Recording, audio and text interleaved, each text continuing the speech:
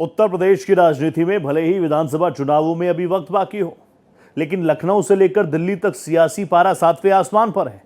CM Yogi Adityanath और सपा प्रमुख अखिलेश यादव के बीच बयानों के तीखे तीर लगातार चल रहे हैं, जिसमें कानून व्यवस्था से लेकर आरक्षण और विकास के मुद्दे पर जोरदार घेराबंदी देखने को मिल रही है।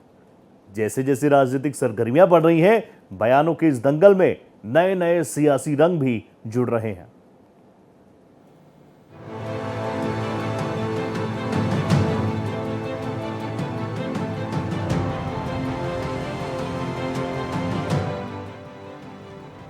यूपी में भले ही 2027 के विधानसभा चुनाव में समय हो, लेकिन सियासी पारे ने अभी से रिकॉर्ड तोड़ना शुरू कर दिया है। लखनऊ से लेकर दिल्ली तक बयानों के तीखे तीर चल रहे हैं। मुख्यमंत्री योगी आदित्यनाथ ने समाजवादी पार्टी पर अब तक का सबसे तीखा हमला बोला है।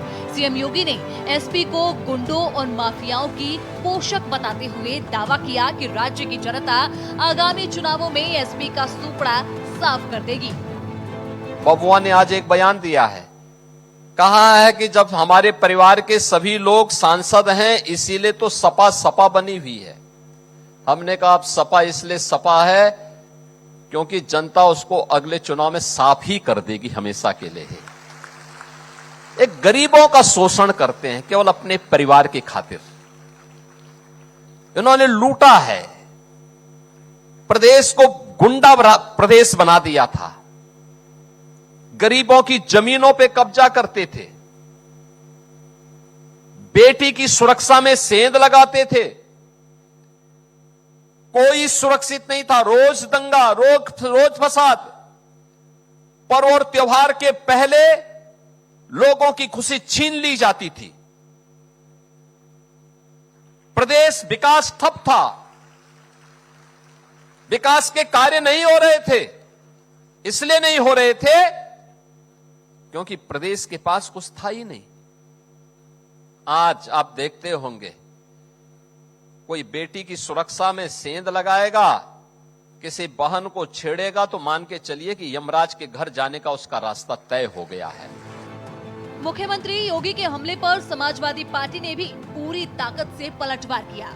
अखिलेश यादव ने सत्ता पक्ष के दावों को खारिज करते हुए कहा कि सरकार अपनी नाकामियों, बेरोजगारी और महंगाई के मुद्दों से जनता का ध्यान भटकाने के लिए बयानबाजी का सहारा ले रही है।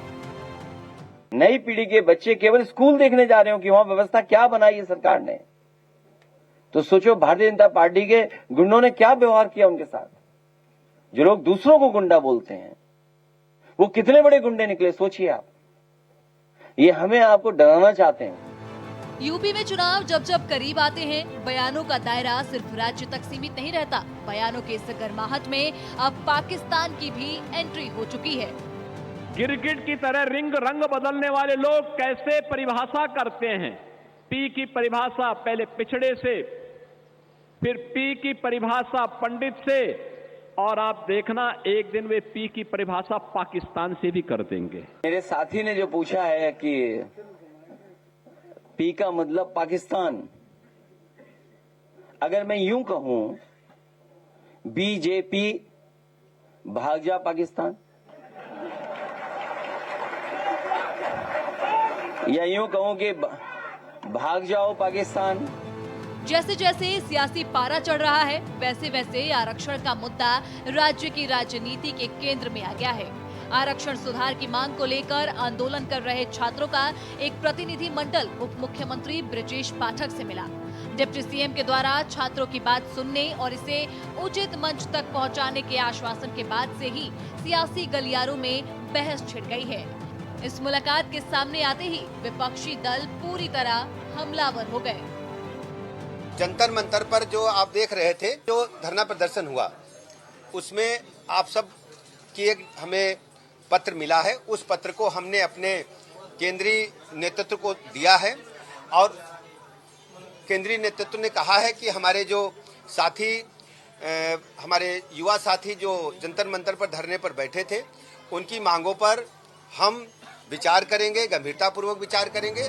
उत्तर प्रदेश का चुनावी दंगल अभी से चरम पर पहुंच चुका है। एक तरफ जहां सत्ता पक्ष अपनी विकास योजनाओं और सख्त कानून व्यवस्था के दम पर दोबारा मैदान में उतरने की तैयारी कर रहा है, तो वहीं विपक्ष भी मुद्दों की घेराबंदी में कोई कसर नहीं छोड़ रहा है। भारत एक्सप्रेस के लिए लखनऊ से रवि कुमार की रिपोर्ट।